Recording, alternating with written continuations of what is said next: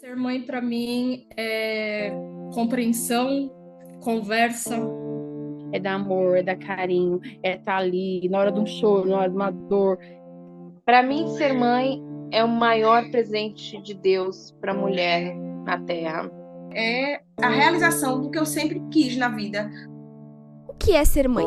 Essas respostas que você acabou de ouvir são de mulheres que acreditam que o significado de maternidade se estende por muitos caminhos.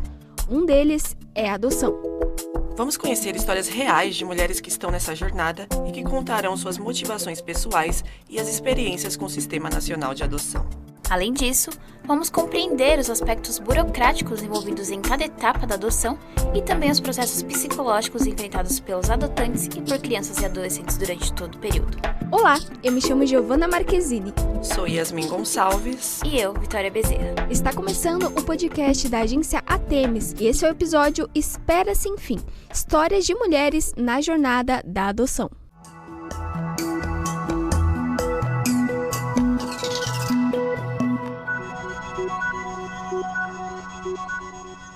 Uma das questões sobre o atual cenário da fila de espera da adoção brasileira é a discrepância entre o número de pessoas que querem adotar e o número de crianças aptas à adoção. De acordo com o Conselho Nacional de Justiça, atualmente há cerca de 4.200 crianças e adolescentes disponíveis para adoção, enquanto o número de pessoas habilitadas chega a quase 36 mil. E o mais chocante disso tudo é saber que há mulheres que estão ou ficaram na situação da Clarita Maidana, ela que ficou 10 anos aguardando para conseguir adotar.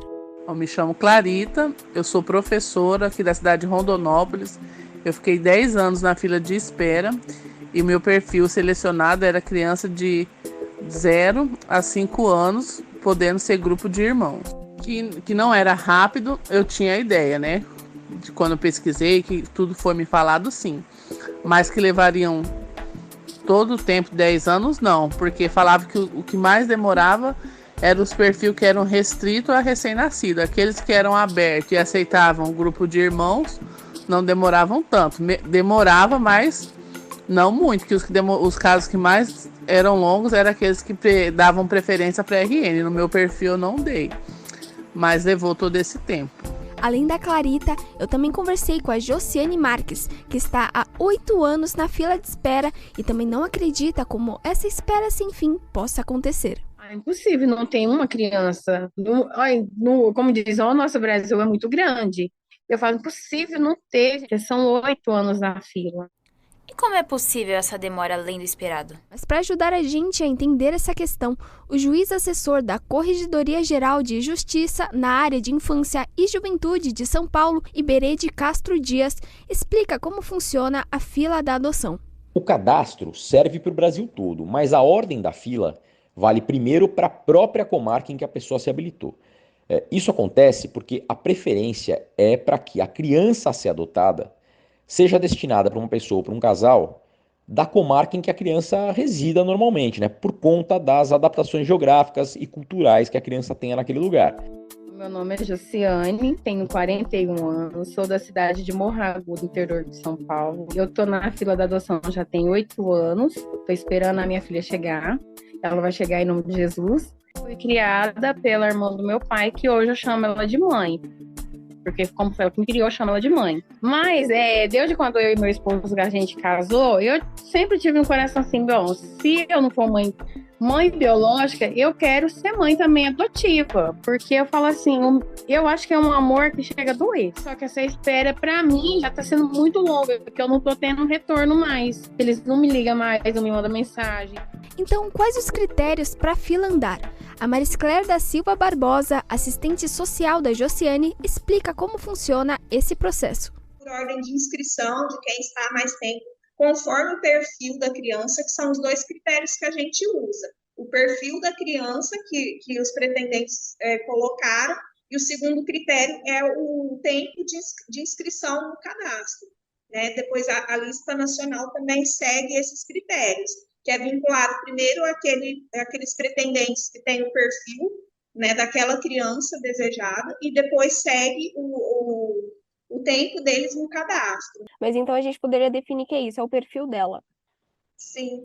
De fato, a Josiane se encaixa no quadro de pretendentes que possui o perfil mais restrito, já que a busca inicial dela era referente a um recém-nascido de 0 a 1 ano. Segundo dados de 2022 do Sistema Nacional de Adoção, apenas cerca de 300 pretendentes dos mais de 30 mil candidatos à adoção aceitavam adolescentes acima dos 12 anos de idade. Mas não é só a Josiane que tem dúvidas em relação à fila. Paloma, a nossa próxima personagem, também não acredita que o perfil seja o principal motivo determinante para o tempo na fila.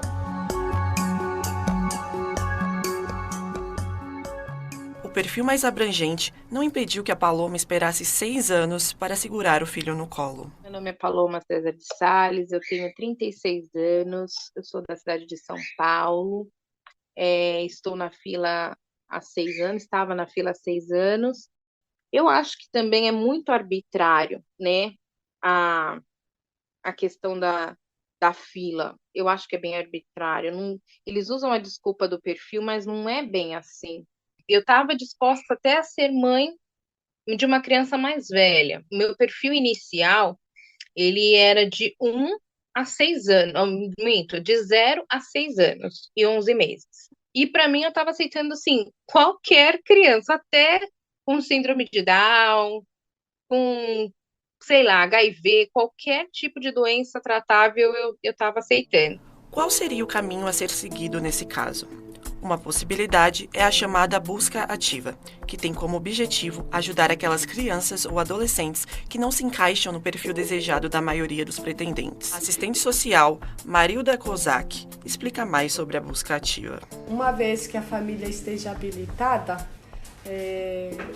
o próprio fórum faz essa busca, né, de casais que estejam interessados. Esse processo permite, por exemplo, que os pretendentes tenham acesso a informações pessoais como fotos e vídeos daqueles que enfrentam dificuldades para serem adotados. Só que essa busca ativa acabou piorando a ansiedade e angústia da Paloma. Eu entrava, via aquelas crianças, aí você se apaixona por uma, você pensa numa vida, né, na sua cabeça imediatamente, assim, sobre ser mãe ou pai daquela criança, faz a manifestação de interesse, e aí vem a negativa, depois de 20 dias de espera, de que a criança está com outro adotante, de que a criança não está mais disponível. E aí, assim, isso emocionalmente é muito sério, tipo, me adoecia. Teve uma vez que eu estava fazendo a busca no SNA, e aí eu falei assim, gente, esse site, ele me adoece. Apesar dos problemas, a Paloma conseguiu adotar e hoje consegue ver algo positivo nessa jornada de 6 anos. Hoje, voltando e pensando lá atrás, eu acho que foi bom tudo que aconteceu e do jeito que aconteceu, porque me ajudou a me preparar emocionalmente para o desafio. Hoje eu me sinto muito mais preparada, até para orientar pessoas que querem entrar no Cadastro Nacional de Adoção. Agora vamos ouvir uma entrevista feita pela Vitória Bezerra com a Romina, que conseguiu adotar e teve uma experiência diferente quanto ao tempo para concretizar a adoção.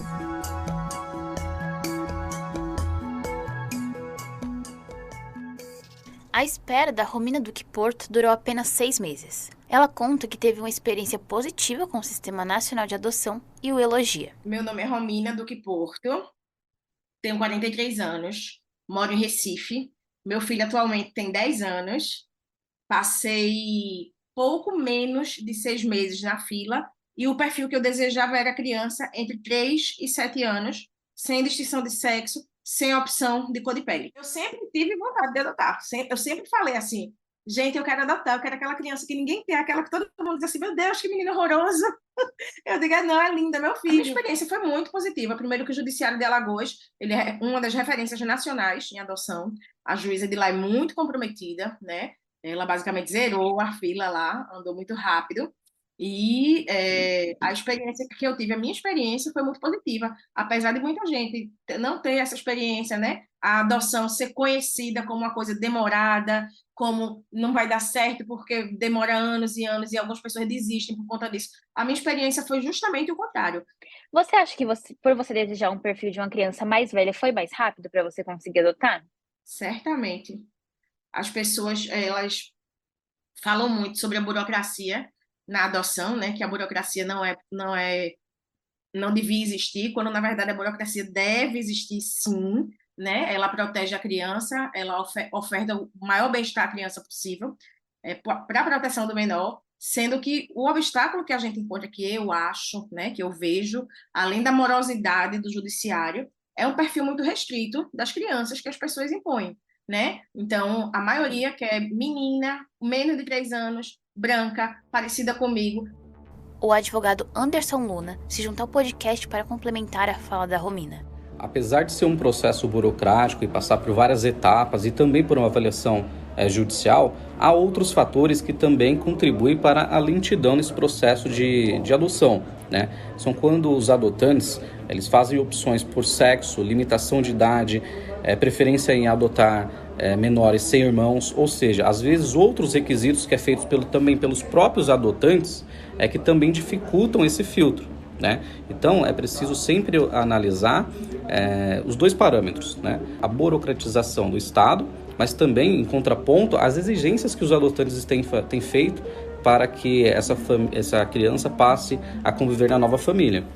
Bom, referente ao perfil, a gente já falou bastante sobre esse tema até aqui. Mas quanto à burocracia citada, essa não envolve só a papelada necessária para uma pessoa estar habilitada para adotar. Isso também engloba a chamada destituição familiar, processo que divide opiniões dentro do universo da adoção.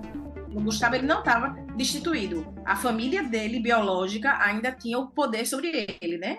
Ele ainda pertencia à família biológica. Então, precisou fazer todo o procedimento de destituição para que retirasse o poder da família biológica, para que eu pudesse adotar. Então, isso aí demorou mais. Demorou 1 ano e 1 mês, mais ou menos, depois que ele estava comigo. E aí a guarda provisória que foi se renovando. A certidão do nascimento dele só saiu 1 ano e 1 mês depois, porque a gente teve esse fator. Você ficou com medo durante esse tempo que ele estava com a guarda provisória com você, da família decidir querer ele de volta?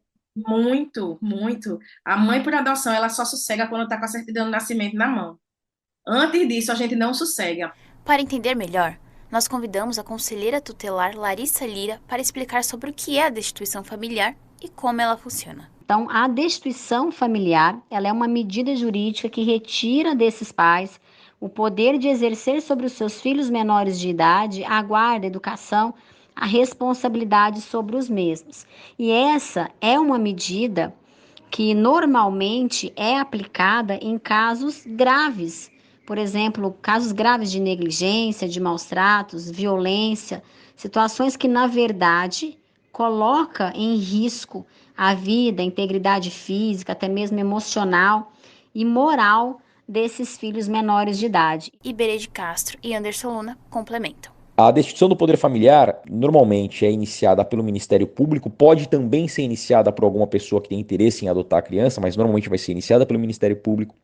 E durante o procedimento, a principal análise que se vai fazer é o que aquela mãe, aquele pai fizeram, como eles vêm se conduzindo com relação à criação do seu filho ou da sua filha. É uma pessoa que providencie para aquela criança todos os cuidados de que ela necessite?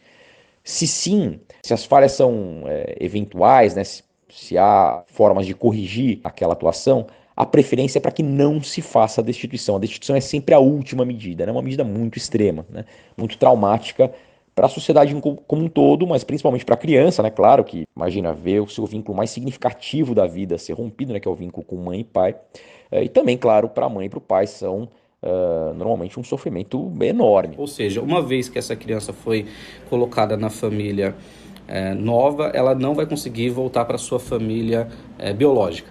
A nossa próxima entrevistada não quis ser identificada, mas relata que não concorda com a destituição familiar. Eu acho que é um processo muito longo. Eu não sei em outros estados, tá? Mas aqui em Santa Catarina, eles prezam muito em tentar incluir sempre na família. É tio, é avô, é casos que a gente vê de criança de 1 ano com os avós de 70. Os avós de 70 anos não vão ter condições psicológicas, não sei financeiras, mas psicológicas, físicas, de cuidar de um bebê de 1 ano. Né? Pode ter amor, amor, tem amor, é da família, é do sangue, Mas só que o problema é que não tem a condição. E a nossa frustração foi essa, sim, porque fiquei sabendo de um caso aqui em São José, de uma mulher que ela pegou um menino com 6 anos e ele estava no abrigo desde os 3, porque a assistente social ficava insistindo, ficou na casa do avô, aí voltou, depois foi para a casa dos tios, daí voltou. Poxa, por que fazer a criança sofrer? Tudo isso, a criança, quem mais sofre são as crianças. E uma outra coisa a comentar contigo é a fila, que eu acho muito cruel a fila. A fila primeiro ela é municipal, aí se não tem no município, por exemplo, eu moro em Florianópolis e tem São José, que é uma cidade vizinha, que é 5 quilômetros da minha cidade, e tem Biguaçu, que é 10 quilômetros da onde eu estou. Se tiver uma criança em Biguaçu, os pretendentes de Biguaçu têm prioridade mesmo que eles entraram na fila semana passada. Então, eu acho isso muito injusto. Sobre a atuação do Conselho Tutelar, Larissa Lira explica se a instituição há como auxiliar de alguma forma na agilidade da adoção de crianças e adolescentes. Infelizmente no Brasil o processo de adoção ele se vê falho devido aí não só à extrema burocracia com relação ao seu trâmite, mas também devido aí a questão dos candidatos a adotantes fazerem muitas exigências. O prazo máximo aí para a conclusão da ação de adoção é de 120 dias e esse prazo ele pode ser prorrogado aí uma única vez em igual período, mediante aí, é claro, uma decisão fundamentada da autoridade judiciária, ou seja, o juiz. Existe aí prioridades quando um adotante quer adotar. E em alguns casos são naqueles que os adotantes eles se interessam, por exemplo, em adotar grupos de irmãos, então existe aí essa prioridade. Quando o adotante também ele quer adotar uma criança ou adolescente com deficiência, também existe aí essa prioridade. E também quando o adotante quer adotar aí uma criança ou um adolescente com alguma doença crônica ou alguma necessidade especial de saúde.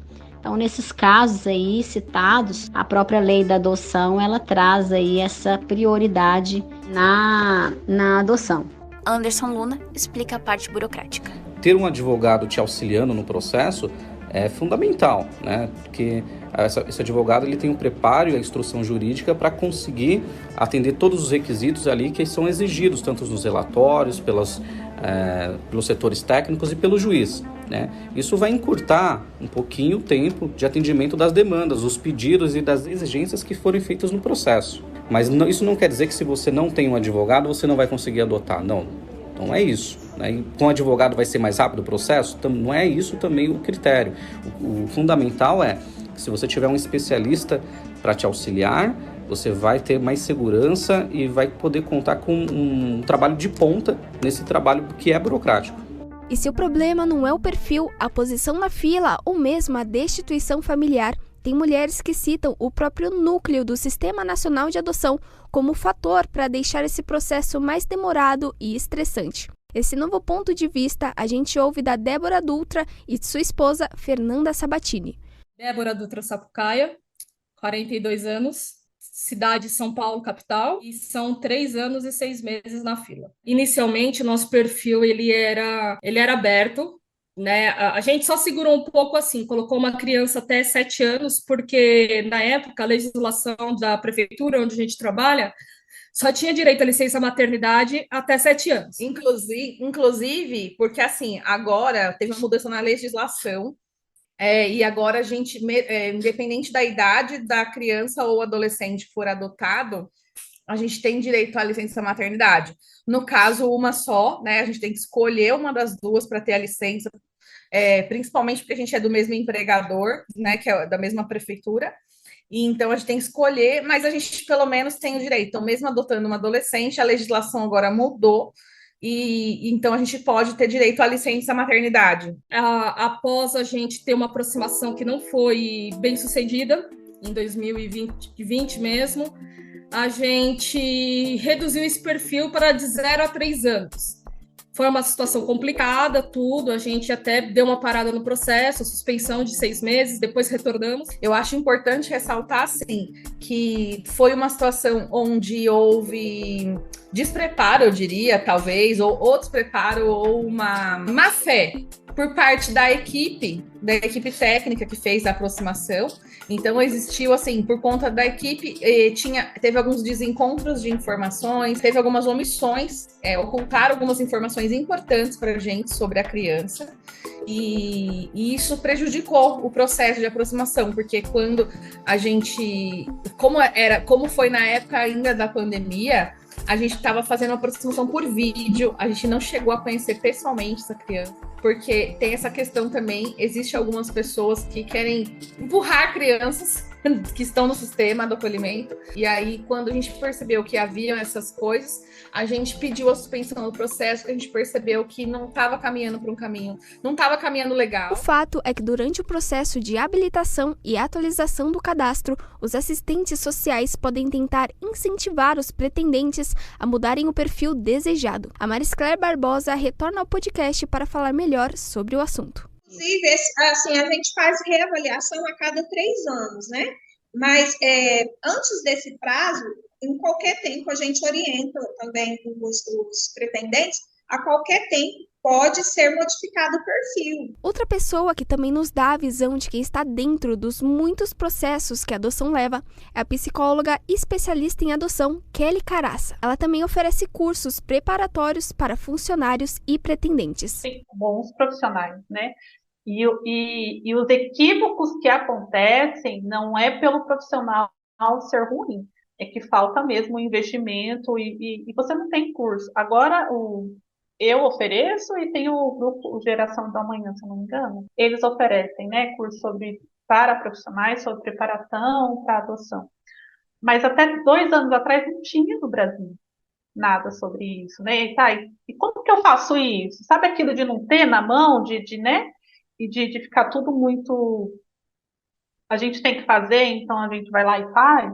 As equipes muitas vezes não dão conta de fazer o acompanhamento, né? Porque vai atravessando, assim. Eu já trabalhei em serviço de acolhimento. E eles não dão conta de dar conta, né, de tamanha demanda. Então, tem outras questões aí, né? Agora, eu diria o seguinte, que vendo de fora, como uma pessoa que também trabalha numa rede pública, eu percebo que existe muitas falhas no sistema. Então, eu acho que existem falhas de comunicação, eu acho que existem falhas de tecnológicas mesmo, né, que só vieram a melhorar depois da pandemia na marra, né, porque eles foram obrigados a usar mais computador, usar mais internet. O sistema é muito falho. E quando eu digo sistema, não é o SNA do site, o sistema todo. Então, existe...